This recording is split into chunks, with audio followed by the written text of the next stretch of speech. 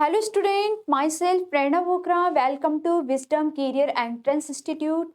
बच्चों, यहाँ पे मैं आप लोगों को केमिस्ट्री पढ़ा रही हूँ। बहुत सारे लेक्चर्स हम लोग केमिस्ट्री के पढ़ा चुके हैं आपको। इलेक्ट्रोकेमिस्ट्री के पढ़ा चुके हैं, केमिस्ट्री की नहीं, इलेक्ट्रोकेमिस्ट्री के पढ़ा चुके हैं। सबसे पहला जो हम लोगों ने यहाँ पे चैप्टर स्टार्ट किया वो इलेक्ट्रोकेमिस्ट्री ही है। इसके बाद हम लोग बहुत जल्दी आप लोगों का next chapter solid state start करने वाले हैं। बच्चों, इससे पहले वाला जो वीडियो लेक्चर था जो कि आप लोगों के सामने ऑटोमेटिकली आ चुका है ना। एक मिनट बच्चों। हाँ, इससे पहले वाला जो वीडियो लेक्चर था वहां पे हम लोगों ने क्या पढ़ा था? कोलराउस लॉ से रिलेटेड न्यूमेरिकल किए थे। इंडिपेंडेंट माइग्रेशन ऑफ आयन पे जो कोलराउस ने लॉ दिया था। बच्चों, मैंने आपको पहले भी बोला है न्यूमेरिकल इंपॉर्टेंट है। आप लोग करेंगे तो सॉल्व होंगे, अगर आप लोग नहीं करेंगे तो बच्चों वो आप लोगों के सॉल्व नहीं होंगे। वुड बी बेटर कि आप मैक्सिमम से मैक्सिमम ट्राई करें उन क्वेश्चंस को सॉल्व करने का। ठीक है। तो जो लास्ट वीडियो लेक्चर था वो कोलराउस लॉ पे डिपेंडेंट था, उसके न्यूमेरिकल्स पे डिपेंड था। आज का जो हमारा टॉपिक होगा वो है फेराडे लॉ, और हम लोग यहाँ पे फेराडे लॉ से रिलेटेड न्यूमेरिकल करेंगे।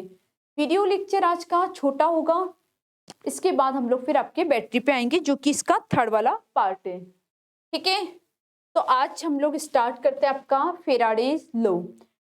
बच्चों, फेराडे लॉ वही फेराडे लॉ है जो कि आप लोग फिजिक्स में पढ़ के आए हैं।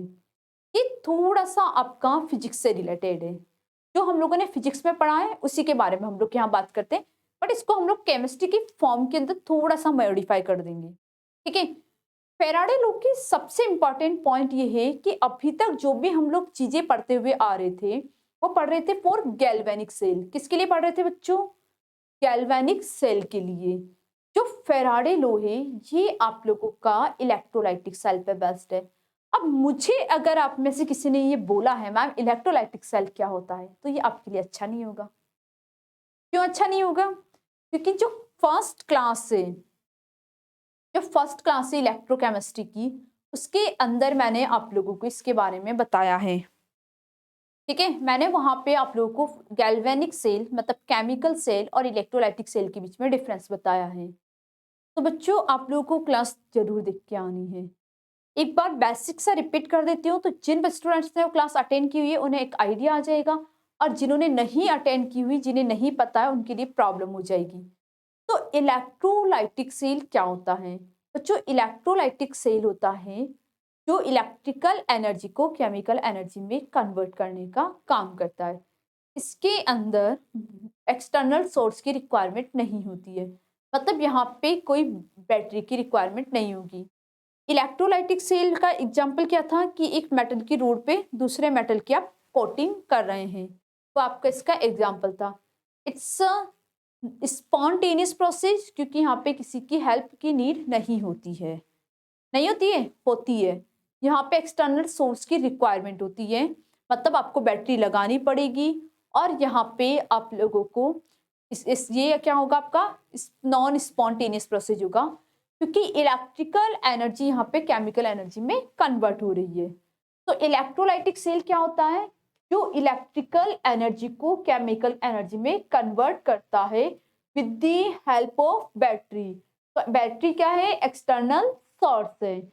It's a non spontaneous process, क्योंकि ये किसी की हेल्प से होता है, तो ये आपका नॉन स्पॉन्टेनियस प्रोसेस होगा। क्लियर? ओके। अब क्या बताया आपको? फेराडे लॉ जो है वो किसके लिए एप्लीकेबल होता है? For only for electrolytic cell. It is not working for galvanic cell. That's mean यहाँ पे क्या होगा? हमें अरेंजमेंट के अंदर बैटरी की नीड होगी। इलेक्ट्रोलाइट जो फेराडे लॉ है ये आप लोगों के दो पार्ट में डिवाइड किया गया है, Faraday's first law and Faraday's second law. बच्चों, जो फर्स्ट लॉ है वो क्या बोलता है? It states that the amount of any substances that is liberate at an electrode during electrolysis is directly proportional to the quantity of electricity pass through the electrolyte. Ma'am पता नहीं क्या बोल दिया आपने, ऐसे थ्योरी पढ़ना था तो हम ही पढ़ लेते। नहीं बच्चों, समझा रही हूँ, समझो क्या है। देखो, ये आपने यहाँ पे एक कंटेनर लिया और इस कंटेनर के अंदर अपने कोई इलेक्ट्रोलाइट को फिलअप किया, किसी भी इलेक्ट्रोलाइट को, और यहाँ पे आप लोगों ने लिए बच्चों इस तरीके से, अरे ये और ये, यहाँ पे इस तरीके से आप लोगों ने क्या किया, 2 इलेक्ट्रोड लगा दिए, ठीक है। इन 2 इलेक्ट्रोड को आपने कनेक्ट कर दिया, किसके थ्रू, बैटरी के थ्रू। बच्चों यहाँ पे बैटरी लगानी पड़ेगी, क्यों लगानी पड़ेगी, क्योंकि ये कौन सा है आप लोगों का, इलेक्ट्रोलाइटिक सेल के लिए एप्लीकेबल होता है। एक पॉजिटिव नोड होगा तो दूसरा आप लोगों का नेगेटिव नोड होगा। अरेंजमेंट कर दिया आपने इस तरीके का। अब इसको समझते हैं क्यों क्या बोल रहा है, समझना। The amount of any substance that is liberate, liberate का मतलब होता है कि इसमें डाल के फ्री करना, लिबरेट का मतलब होता है फ्री करना। तो इस लिबरेट एट एन इलेक्ट्रोड, आपने कोई किस अमाउंट ऑफ इलेक्ट्रिसिटी को इसके अंदर लिबरेट किया, मतलब वहां पे आपने उसको फ्लो करवाया किसी अमाउंट ऑफ एनर्जी को, that is liberate at an electrode, ठीक है। जो आपके इलेक्ट्रोड है, एनोड और कैथोड, इस पे आपने किसी अमाउंट ऑफ एनर्जी को दिया, फ्री करवाया, किसके थ्रू, बैटरी के थ्रू, ठीक है। That is liberate at an electrode during electrolysis, electrolysis क्योंकि आपने यहाँ पे इलेक्ट्रोलाइसिस लिया है, solution done, directly proportional to the quantity of electricity pass through the electrolyte. वो बोल रहे हैं कि किसके डायरेक्टली प्रोपोर्शनल होगा, कि आपने उसमें कितनी क्वांटिटी, मतलब directly proportional to the quantity of electricity, कि आपने उसके अंदर कितनी इलेक्ट्रिसिटी को पास किया है, वो क्या होगा, उसके डायरेक्टली प्रोपोर्शनल होगा। कौन, जब आपने बैटरी को लगवाया, बच्चों समझो, इसको ध्यान से समझो कि आपने बैटरी को लगाया, जब आपने बैटरी को लगाया तो आपने उसके अंदर से करंट को पास किया, इलेक्ट्रिसिटी पास हुई, तो जो इलेक्ट्रिसिटी पास होगी वो उसके डायरेक्टली प्रोपोर्शनल, किसके, इलेक्ट्रोलाइसिस की। तो इलेक्ट्रोलाइसिस क्या है, जो आपने वर्क किया, तो किसके डायरेक्टली प्रोपोर्शनल होगा, W is directly proportional to Q। भाई आपने जो भी वर्क किया उसके चार्ज के क्या होगा, ये डायरेक्टली प्रोपोर्शनल होगा। यहाँ पे जो भी आपने वर्क किया है उसके चार्ज के डायरेक्टली प्रोपोर्शनल होगा, यस और नो। तो W is directly proportional to Q। Any doubt to anyone, clear है, ठीक है। अच्छा, एक और टर्म हम लोग यहाँ पे जानते हैं, Q इक्वल टू क्या होता है, IT। Q इक्वल टू क्या होता है यहाँ पे आप लोगों का बच्चों, IT मतलब T मतलब टाइम जो कि सेकंड में होगा, I मतलब क्या होता है, करंट, एम्पियर के अंदर। तो W is directly proportional to IT, yes और नो, यस।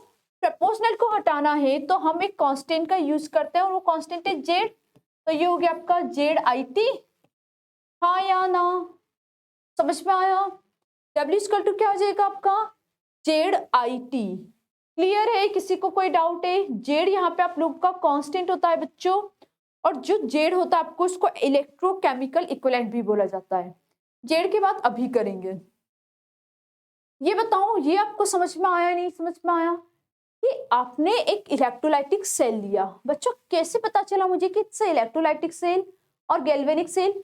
अगर आपके एक्सटर्नल सोर्स मतलब बैटरी लगी हुई है तो ये इलेक्ट्रोलाइटिक सेल होगा, और बैटरी नहीं लगी हुई है तो ये आप लोग का गैल्वेनिक सेल होगा। तो यहाँ पे आप लोगों की क्या हो रही है, बैटरी लग रही है, इसका मतलब ये क्या है, आप लोगों का इलेक्ट्रोलाइटिक सेल है। क्लियर हुआ आपको, यस। अब यहाँ पे चेक करें कि एक कंटेनर के अंदर आपने 2 इलेक्ट्रोड लगा लिए, बैटरी से उनको कनेक्ट कर दिया, तो जितने आप लोगों ने वहां पे चार्ज को फ्लो करवाया तो इलेक्ट्रोलाइटिक ने उतना वर्क किया। तो क्या होगा, W is directly proportional to Q, Q का होता है IT, तो W is directly proportional to IT। Proportional को हटा रहे हैं तो आप इक्वल का साइन यूज कर रहे हैं, तो W इक्वल टू ZIT, ये यहाँ पे आप लोगों का हो गया। क्लियर है, पक्का, यस। चले आते हैं जेड के बारे में भी बात करेंगे। W is directly proportional to Q, Q क्या है आपका, Q इक्वल टू चार्ज होता है current in ampere multiplied time in second.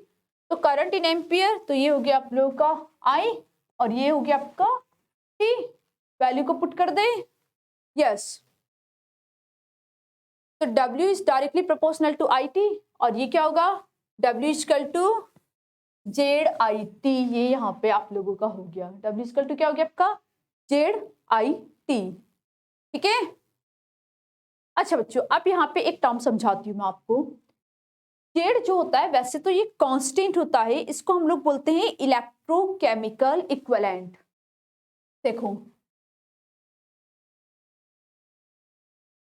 यार नोट में समझाती हूँ, इधर आओ, इधर देखते हैं।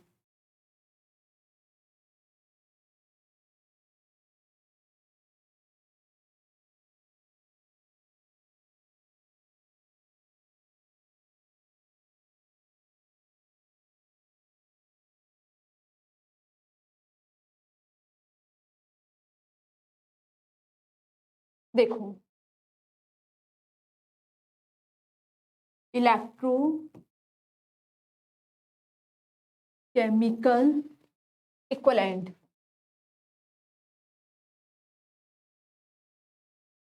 ये होता है बच्चों आप लोगों का जेड, इलेक्ट्रोकेमिकल इक्विवेलेंट हम लोग इसको यहाँ पे आप लोगों का बोलते हैं। बच्चों जेड क्या होता है, इसका भी आपका फॉर्मूला होता है, इसका फॉर्मूला होता है इक्विवेलेंट वेट अपॉन 1 फेराडे। ठीक है, क्या होता है जेड निकालने का formula, equivalent weight upon 1 Faraday. 1 Faraday की तो आप में से सबको वैल्यू पता होगी, 96500, ये आप लोगों की इसकी वैल्यू होती है। इक्विवेलेंट वेट को हम लोग रिप्रेजेंट करते हैं, इक्विवेलेंट वेट मतलब mass upon 1 Faraday, upon 1 Faraday. ठीक है, 1 फेराडे की वैल्यू कितनी होती है बच्चों, 96500। ठीक है, अब यहाँ पे हम लोग लिख सकते हैं Z equal to equivalent weight upon 96500 हो गई। अब बच्चों इक्विवेलेंट वेट भी हमें निकालना आना चाहिए। इक्विवेलेंट वेट आपको निकालना है तो molecular mass upon N factor. तो यहाँ देखो, इधर लिखती हूँ, अगर आपको इक्विवेलेंट वेट निकालना है तो इसका फॉर्मूला होता है molecular mass upon N factor, molecular mass upon N factor. ठीक है, इक्विवेलेंट वेट या इक्विवेलेंट मास निकालने का फॉर्मूला होता है molecular mass upon N factor. तो EM की जगह ये रख देती हूँ। चलो, तो क्या हुआ आपका, Z equal to molecular mass upon N factor multiply 96500, मतलब 1 फेराडे से आपने यहाँ पे मल्टीप्लाई कर दिया। ठीक है, इसमें तो कोई डाउट होना ही नहीं चाहिए आप में से किसी को भी, पक्का पक्का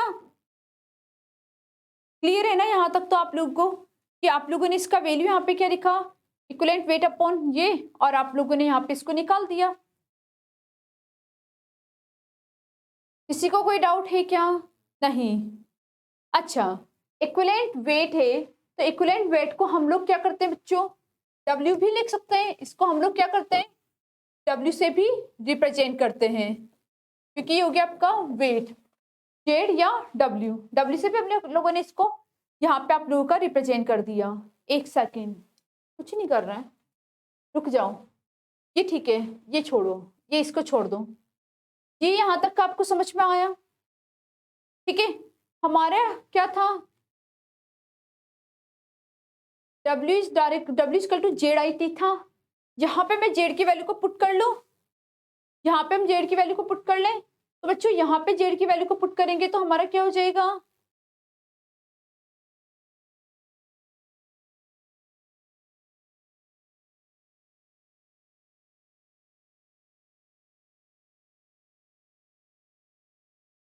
W इक्वल टू ZIT था, तो W इक्वल टू जेड की वैल्यू क्या है बच्चों, इक्विवेलेंट वेट।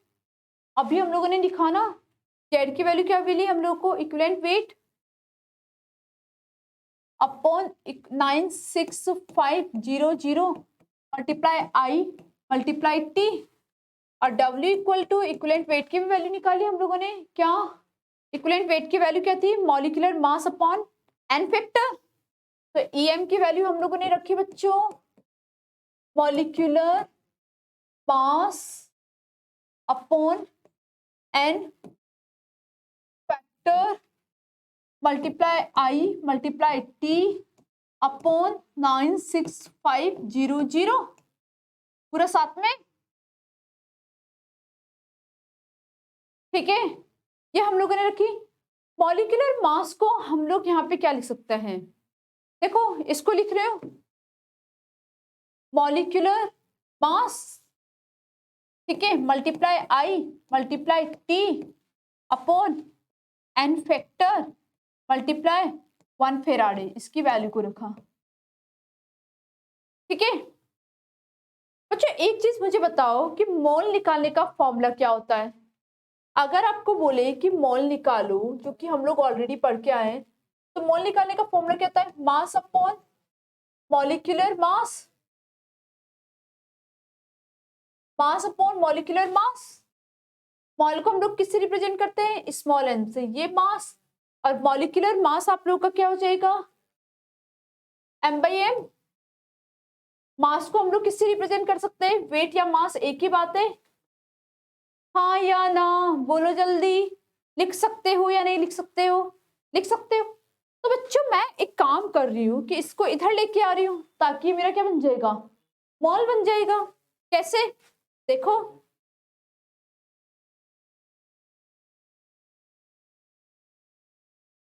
देखो क्या किया मैंने यहाँ पे,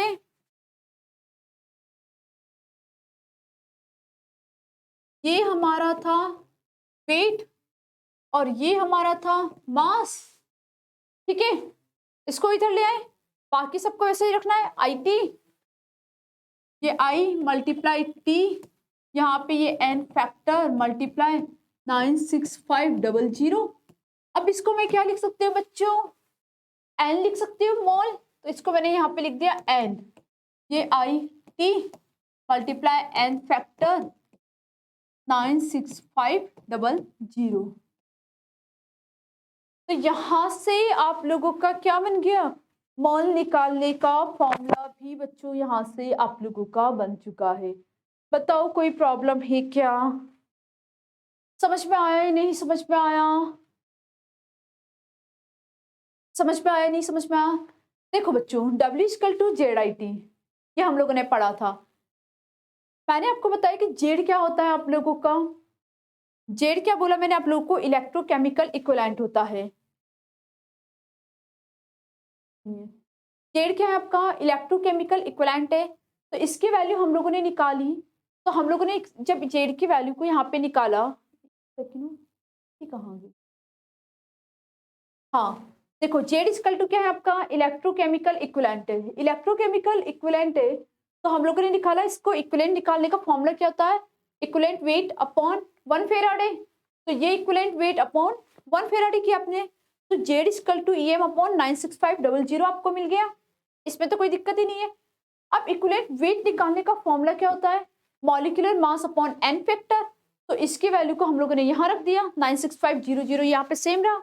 अब हमें एक चीज पता है, क्या पता है हम लोगों को कि W इक्वल टू क्या होता है आपका, जेड आई टी होता है। तो जेड की वैल्यू हम लोगों को आ गई वहां से आई टी।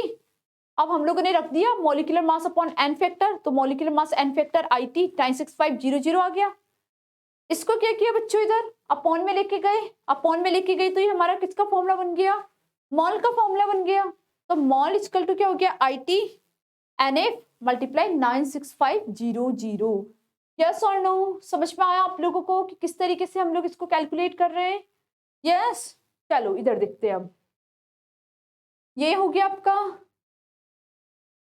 देखो जेड क्या है, कांस्टेंट है जिसको इलेक्ट्रोकेमिकल इक्विवेलेंट बोलते हैं, and it's characteristics of the substance deposited, मतलब ये सब्सटेंस को डिपॉजिट करने का काम करता है। ये सब्सटेंस पे डिपेंड करता है कि आप किस तरीके से यहाँ पे सब्सटेंस को डिपॉजिट कर रहे हैं। ठीक है, electrochemical equivalent Z equal to क्या हो जाएगा भी आप लोगों का equivalent weight of element upon 1 Faraday. 1 Faraday की वैल्यू कितनी होती है 96500। तो आप लोगों का यहाँ पे इस तरीके से आप उसके अंदर वैल्यू को पुट करेंगे और यहाँ पे आप लोगों का निकल जाएगा। ठीक है, समझ में आया? पक्का? किसी को कोई डाउट तो नहीं? क्लियर है? ओके बच्चों, अब आता है फेराडे का सेकंड लॉ। फेराडे का सेकंड लॉ क्या बोलता है?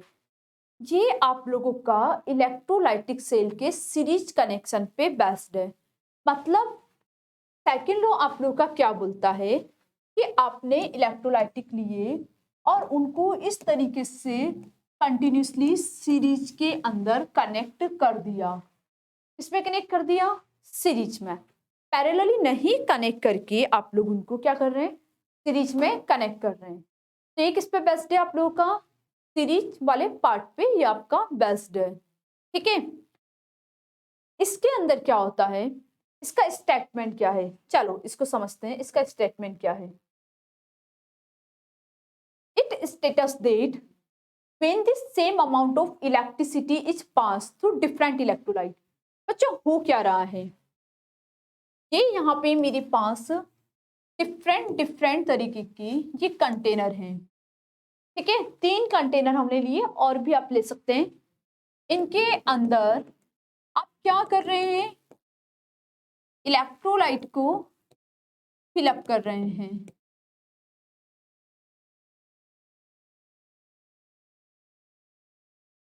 क्या आपने इलेक्ट्रोलाइट को यहाँ पे फिलअप किया। तीनों के अंदर क्या है, डिफरेंट इलेक्ट्रोलाइट्स है। When the same amount of electricity is find, मतलब आई यहाँ पे क्या है, जब आप करंट फाइंड कर रहे हैं, इलेक्ट्रिसिटी मतलब आई जो आप लोग यहाँ पे फाइंड कर रहे हैं, तो आई यहाँ पे क्या है आपका सेम है। आई तीनों के अंदर क्या है बच्चों, सेम है। The amount of different substance deposited और liberate are directly proportional to the equivalent weight of the substance. मतलब यहाँ पे क्या हो रहा है कि जो आप लोगों के यहाँ पे है equivalent weight of this substance के डायरेक्टली प्रोपोर्शनल फॉर्म के अंदर आपको यहाँ पे मिल रहा है। मतलब वो क्या होगा आप लोग के उसके डायरेक्टली प्रोपोर्शनल होगा। इसका मतलब यहाँ पे ये है कि W आपने पहले क्या लिखा था, W is directly proportional to Q। Yes और नो? तो W इक्वल टू क्या होगा आपका ZIT। तो I यहाँ पे क्या है, सबका सेम है।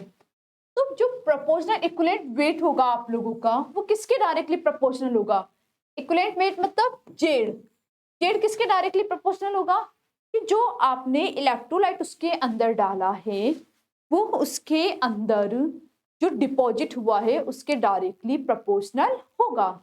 मतलब आपने इसके अंदर और इसके अंदर इलेक्ट्रोलाइट्स को डाला, ऑब्वियसली दो इलेक्ट्रोलाइट्स डालेंगे और आप लोगों को यहाँ पे सीरीज कनेक्शन करने पड़ेंगे।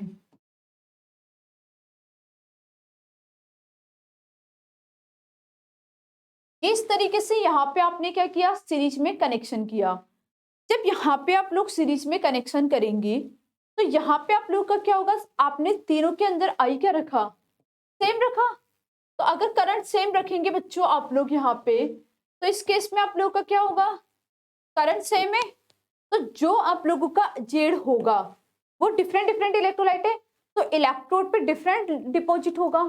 बस जो फर्स्ट लो है वही आप लोगों का सेकंड लो है। सेकंड लो इतना सा आपसे बोलता है कि आप सीरीज में बैटरीज को कनेक्ट कर लीजिए, उनके अंदर सेम करंट को फ्लो करवाइए लेकिन इलेक्ट्रोलाइट को डिफरेंट कर दीजिए। बस यही आप लोगों का यहाँ पे सेकंड लो बोल रहा है और वो आपसे इसके अलावा कुछ नहीं बोल रहा है। क्लियर हुआ मेरा पॉइंट सबको? पक्का? किसी को कोई डाउट तो नहीं?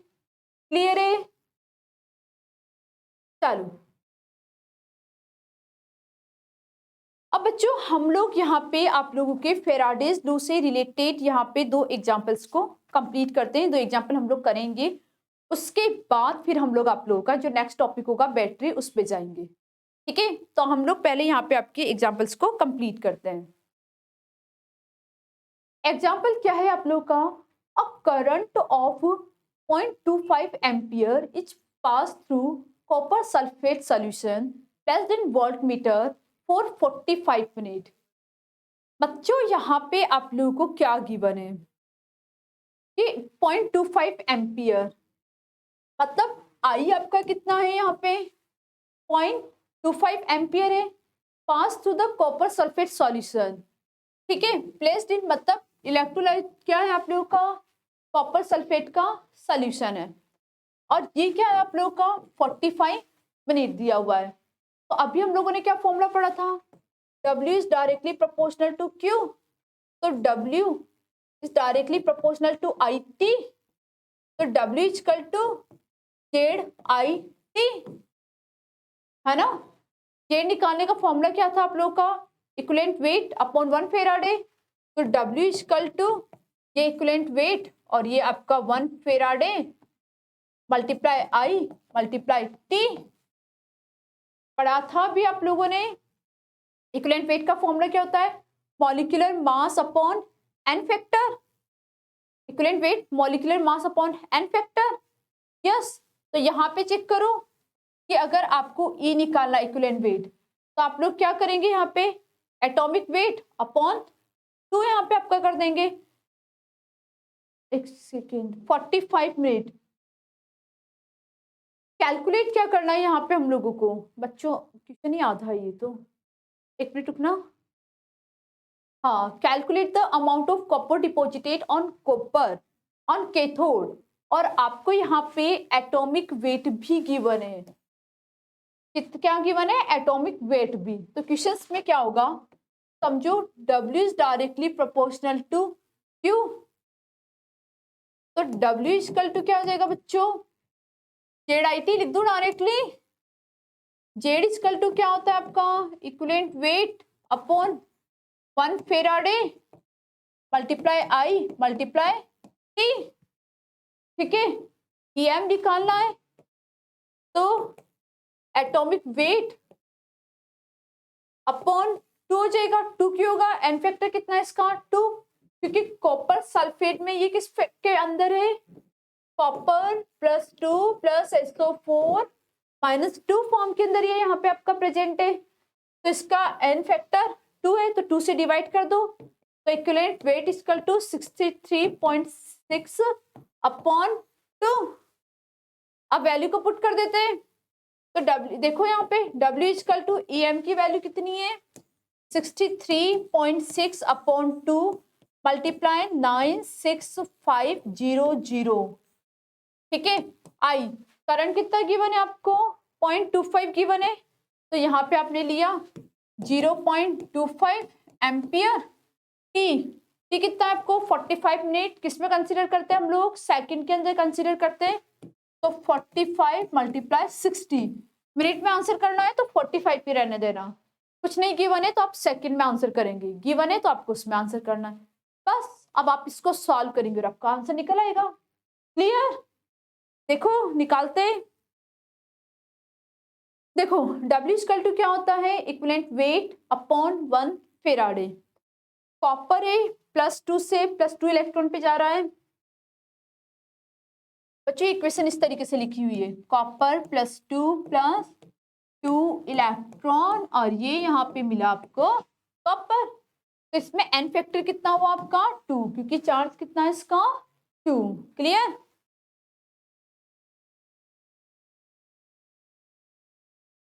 तो देखो यहाँ पे रखा एटॉमिक वेट 63.6 अपॉन 2, आई की वैल्यू 0.25, जी आपका 45, ये 62 मल्टीप्लाई 96500, एटॉमिक वेट निकालने का यहाँ पे आपको फॉर्मूला दिया हुआ है, equivalent weight equal to atomic weight upon 2। अगर डायरेक्टली आपको एटॉमिक वेट दिए तो एटॉमिक वेट मतलब मॉलिक्यूलर वेट ही तो हो गया बच्चों, कंफ्यूज नहीं होने की जरूरत है, molecular weight by n factor, Na2 atomic weight हो गया आपका ये, क्लियर, पक्का, yes.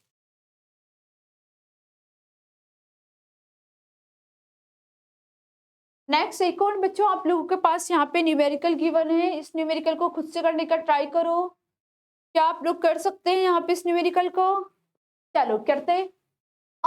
An electric current is pass between platinum electrode through solution of silver nitrate, copper sulphate and dilute sulphuric acid. क्या बोल रहा है आप लोगों का ये न्यूमेरिकल कि इलेक्ट्रिक करंट आप लोगों का पास हो रहा है कहाँ से, प्लेटिनम इलेक्ट्रोड के बीच में से, मतलब प्लेटिनम इलेक्ट्रोड का वो रखा हुआ है जिसके अंदर सॉल्यूशन एक तो सिल्वर नाइट्रेट का है, कॉपर सल्फेट का है और डाइल्यूट सल्फ्यूरिक एसिड का है, जो कि सीरीज में रखे हुए हैं। सीरीज में रखे हुए होते ही बच्चों कौन सा फॉर्मूला लगेगा, इलेक्ट्रोलाइटिक सेल का यहाँ पे आप लोगों का फॉर्मूला लगेगा। If 1 gram of hydrogen is evolve by this current in the third cell, third cell के अंदर क्या हो रहा है बच्चों, 1 ग्राम जो आपका हाइड्रोजन है वो इवॉल्व किया जा रहा है। कैलकुलेट, फर्स्ट क्या कैलकुलेट करना है, weight of silver and copper deposited in the first and second cell. First और सेकंड सेल के अंदर वेट और डिपॉजिट कितना कॉपर का और सिल्वर का वेट डिपॉजिट हुआ। सेकंड में वॉल्यूम ऑफ हाइड्रोजन, जो हाइड्रोजन का वॉल्यूम है उसको आपको एसटीपी पे मेजर करना है and from the third cell से। समझ में आया कि कैसे आप लोगों को यहाँ पे क्या करना है। इक्विवेलेंट वेट आपको दिया हुआ है, हाइड्रोजन का 1, कॉपर का 31.5 एंड सिल्वर का आपको यहाँ पे गिवन है बच्चों 108। इस तरीके से यहाँ पे आपको 10 ये दिए हुए हैं, ठीक है, 3 आप लोगों को यहाँ पे गिवन है। अब देखो सॉल्व कैसे होगा बच्चों। सबसे पहले आप लोगों को यहाँ पे 3 चीज निकालनी है। तो weight of hydrogen equal to किसका होगा, equivalent weight of hydrogen, weight of copper मतलब इक्विवेलेंट वेट ऑफ कॉपर जो कि आपको यहाँ पे गिवन है। तो आप लोगों को वेट ऑफ कॉपर निकालना है तो 1/31.5 जो कि आपको यहाँ पे गिवन है, ठीक है। तो कॉपर पे कितना डिपॉजिट होता है 31.5 ग्राम, फिर कितना डिपॉजिट होगा, जितना उसका वेट होगा, जितना उसने काम किया होगा। तो इक्विवेलेंट वेट के इक्वल ही तो वो आप लोगों का वहां पे डिजॉल्व होगा ना, कितना डिजॉल्व होगा, इक्विवेलेंट वेट के जितना ही। तो इक्विवेलेंट वेट के जितना तो 31.5 आप लोगों का यहाँ पे आ गया।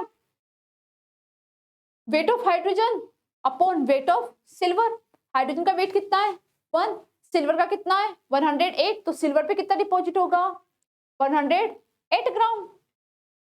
To find the volume of hydrogen, अब हमें वॉल्यूम फाइंड करना है हाइड्रोजन का।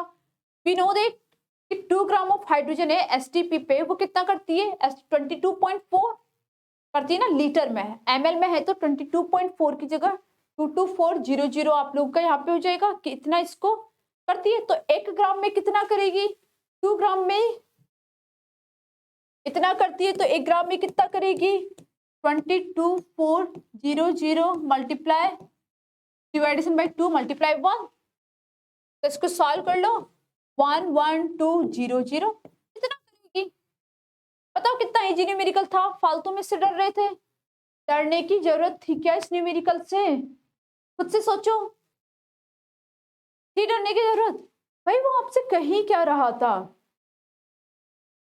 एक बार दोबारा देख लो।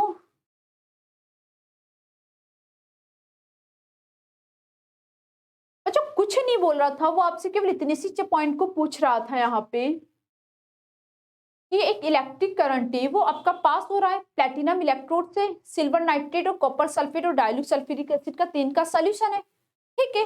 1 gram hydrogen is evolved by this current on third cell, क्या कैलकुलेट कर, weight of silver and copper deposited in the first and second cell. भाई फर्स्ट और सेकंड सेल के अंदर कॉपर और सिल्वर का कितना वेट डिपॉजिट हो रहा है, तो भाई वेट निकालने के लिए आप लोगों ने क्या किया, हमने यहाँ पे किया है कि भाई वेट निकालना है, तो आप लोग ने क्या करा है कि वेट ऑफ हाइड्रोजन, क्योंकि एक इलेक्ट्रोड किसका है हाइड्रोजन का तो दूसरा कॉपर का, तो हाइड्रोजन का वेट है 1 और कॉपर का वेट आपको यहाँ पे गिवन है 31.5, तो कॉपर का कितना आ गया 31.5। सेम सिल्वर का आ जाएगा बच्चों, wait of hydrogen upon weight of silver, तो सिल्वर का भी 108 ग्राम आ गया। जब दोनों का वेट आ गया तो अब आपसे क्या पूछ रहा है कि वॉल्यूम फाइंड करना है, तो 22.4 लीटर होता है, एमएल के अंदर इतना हो गया, तो आप क्या करेंगे 1 के लिए निकालेंगे तो उसे डिवाइड कर देंगे और ये आपको सॉल्यूशन हो गया। यस और नो, ये देखो ये आपको यहाँ पे सॉल्यूशन मिल गया पूरा। समझ में आया या नहीं, क्लियर है, पक्का, किसी को कोई डाउट तो नहीं। कोई कंफ्यूजन, कोई डाउट नहीं? तो बच्चों जो ये वाला था, यहाँ पे हम लोगों ने आप लोगों का क्या किया है, जो आज का वीडियो लेक्चर था इसके अंदर हम लोगों ने फेराडे लॉ के बारे में पढ़ा है। तो बच्चों जो आप लोगों का है, मैं जो बोल रही थी कि इलेक्ट्रोकेमिस्ट्री 3 पार्ट के अंदर डिवाइड है। फर्स्ट पार्ट गैल्वेनिक सेल वाला है, नॉन्स इक्वेशन तक का। सेकंड पार्ट आप लोगों का रेजिस्टेंस, कंडक्टेंस और कोलराउस लॉ वाला है, तो और फेराडे लॉ। ठीक है, तो ये वाला पार्ट आपका कंप्लीट हो चुका है। जो थर्ड पार्ट है आप लोगों का, वो बेस्ड है आप लोगों का बैटरी पे। तो इसके बाद वाला जो पार्ट वो हम लोग पढ़ेंगे वो है आपका बैटरी। तो आज का वीडियो लेक्चर हम लोग यहीं पे ओवर करते हैं। नेक्स्ट वीडियो लेक्चर थ्योरेटिकल है, बैटरी से हम लोग आप लोगों का स्टार्ट करेंगे। तो बच्चों मिलते हैं नेक्स्ट वीडियो लेक्चर के अंदर। तब तक के लिए मुस्कुराते रहिए, पढ़ते रहिए, अच्छे अच्छे से मेहनत करिए और जल्दी से सिलेक्ट होकर अपना रिजल्ट दीजिए। मिलते हैं नेक्स्ट वीडियो लेक्चर के अंदर। Bye bye.